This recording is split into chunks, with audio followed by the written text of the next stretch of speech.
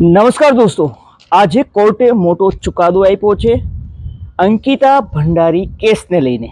અને આ કેસમાં ભાજપાના પૂર્વ મંત્રીનો દીકરો સહિત કુલ 3ને આજીવન કારાવાસની સજા આપવામાં આવી છે. તેને સખત કેદની સજા સંભળાવવામાં આવી છે. આખરે આ અંકિત ભંડારી કોણ હતી, તેની સાથે શું થયું હતું અને આ ત્રણેય આરોપીઓએ એવો તો શું કાંડ કર્યો હતો કે કોર્ટે આજીવન કારાવાસમાં રાખવાની સજા સંભળાવી છે. અંકિતા ભંડારી કેસ આપ સાંભળીને આપના રૂવાડા છે તે ઊભા થઈ જશે, આપનું લોહી ઉકળી જશે, આપની આંખોમાં પાણી આવી જશે. કંઈક આવું કારનામું આ પૂર્વ મંત્રીના દીકરા અને 2 લોકોએ કર્યું હતું. શું સમગ્ર કેસ છે અને આખરે અંકિતા ભંડારી સાથે શું થયું હતું, આ તમામ મુદ્દે વાત કરીએ. વિડીયોની શરૂઆત કરીએ. નમસ્કાર દોસ્તો, હું છું દિલીપ મોરી અને આપ જોઈ રહ્યા છો નમસ્તે ગીર. અંકિતા ભંડારી છે તે ઉત્તરાખંડના પોડીગલવાલ કરીને વિસ્તાર છે અને આ વિસ્તારનું શ્રીકોટ કરીને ગામ છે. આ ગામની નાની ઉંમરની આ દીકરી હતી. તેના પરિવારમાં તેના પિતા છે તે વિરેન્દ્ર ભંડારી છે. તે એક સિક્યુરિટી ગાર્ડ હતા, પરંતુ કોરોના વખતે તેની નોકરી છૂટી ગઈ હતી 2022માં. તેની માતાનું નામ સોની ભંડારી છે અને તે એક આંગણવાડીના કર્મચારી છે. અને આ સિવાય તેનો એક ભાઈ છે જે CAમાં અભ્યાસ કરે છે ને તે દિલ્હી હતો.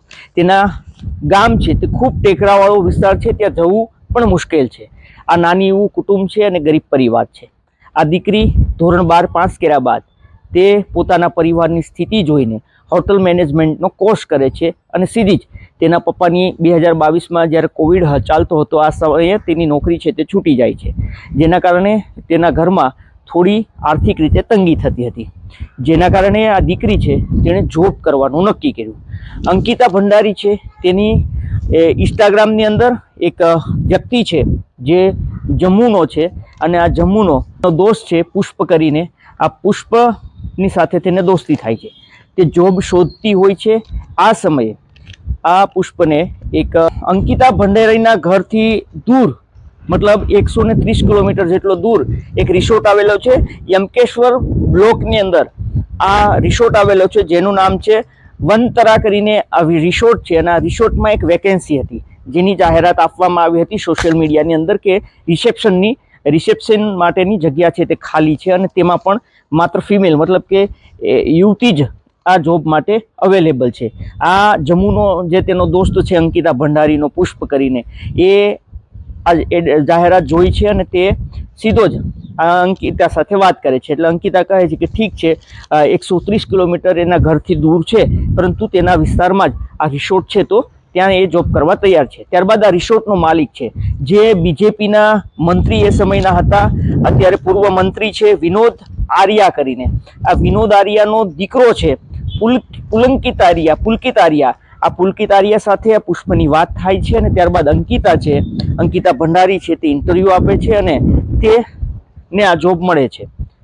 18 ઓગસ્ટના રોજ અંકિતા ભંડારી અને તેના પિતા વિરેન્દ્ર ભંડારી છે, આ વિરેન્દ્ર ભંડારી પોતાની દીકરીને લઈને આ રિસોર્ટે જાય છે.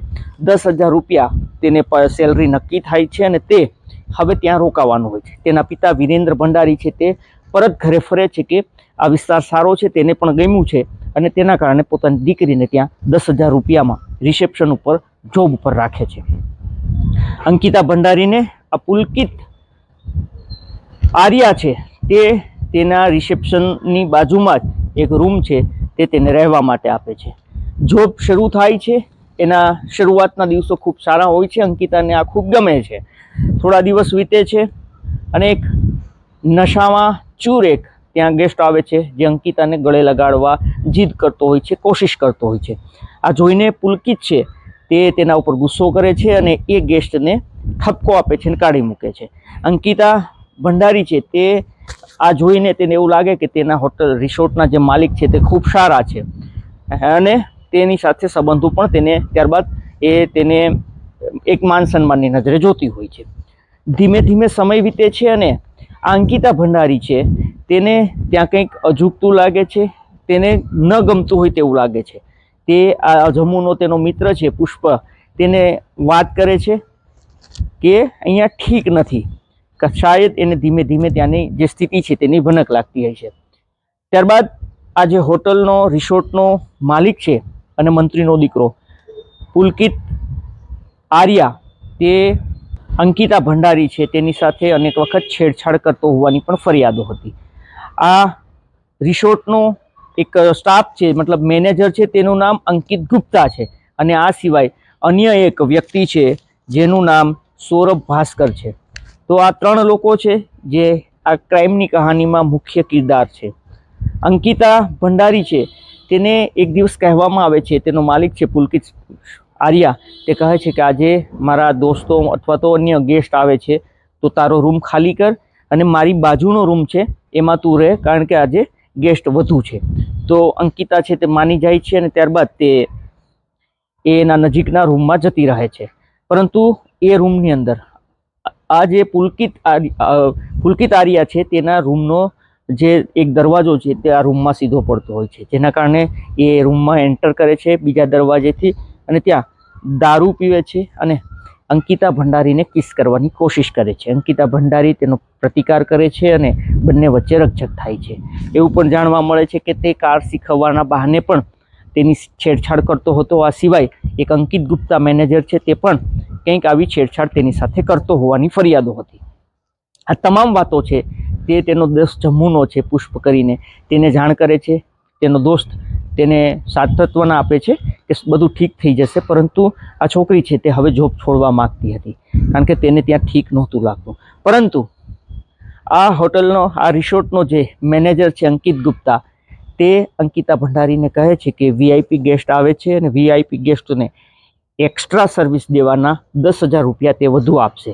મતલબ કે એણે જ ન પૂછવું જોઈએ તે અંકિતા ભંડારીને પૂછે છે અને અંકિતા કહે છે કે હું ગરીબ જરૂર છું પરંતુ તારા રિસોર્ટ માટે વહેંચાઈશ નહીં, અને આ બંને વચ્ચે રકઝક થાય છે. ત્યારબાદ આખો માહોલ છે તે બગડે છે. અંકિતા છે ત્યાંથી જવાનું નક્કી કરી લે છે અને પોતાના દોસ્તને કહે છે કે તે હવે અહીંયા રહેવા નથી માગતી.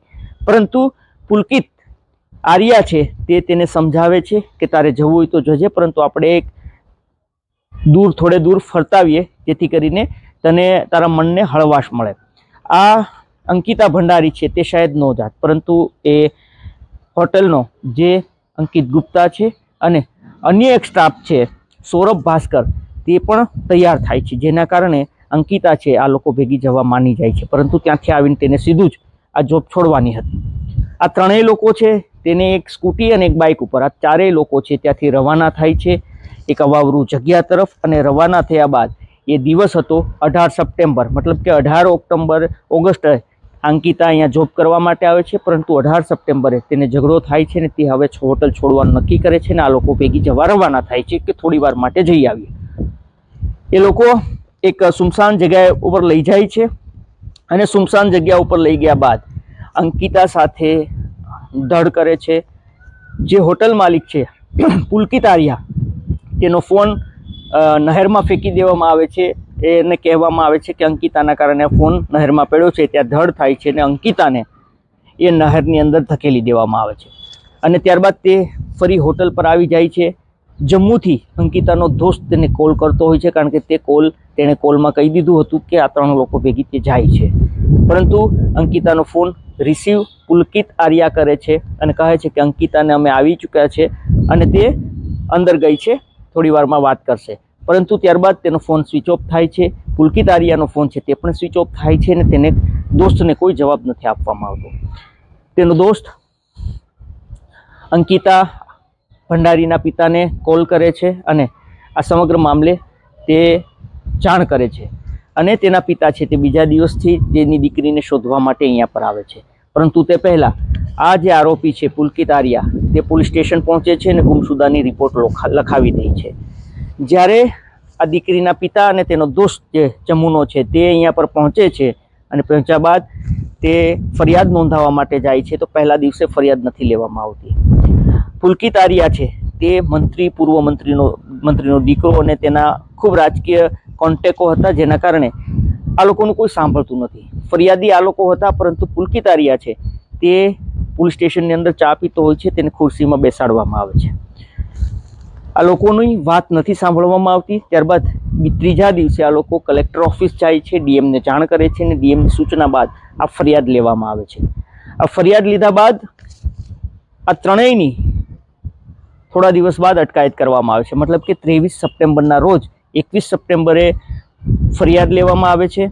23 સપ્ટેમ્બરે આ લોકોની અટકાયત કરવામાં આવે છે અને મોટી સંખ્યામાં લોકો છે ત્યાં વિરોધ કરે છે. એ કારોના કાફલાને રોકાવે છે અને આ ત્રણેયની ધોલાઈ કરે છે, તેના કપડાં પણ કાઢી લે છે.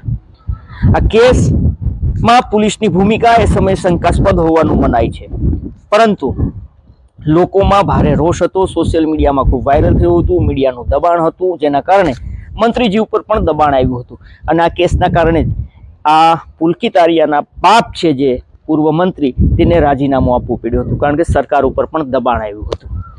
આખરે આ ત્રણેયની ધરપકડ કરવામાં આવે છે અને ત્રણેય માની જાય છે કે તેણે આ અંકિતા ભંડારીને નહેરમાં ફેંકી છે.